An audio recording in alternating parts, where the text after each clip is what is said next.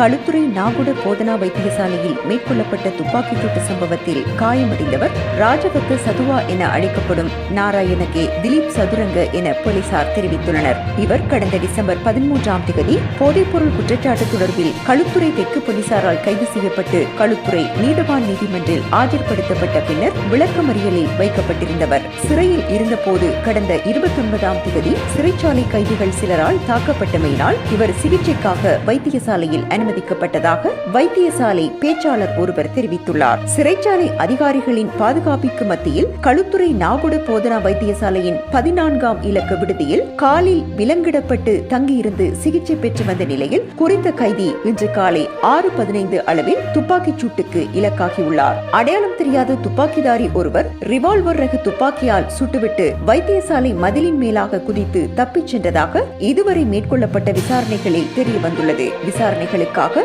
களுத்துறை குற்றத்தடுப்பு பிரிவு, போலீஸ் விசேட அதிரடிப்படை அதிகாரிகள் மற்றும் தடயவியல் போலீசார் வரவழைக்கப்பட்டனர்.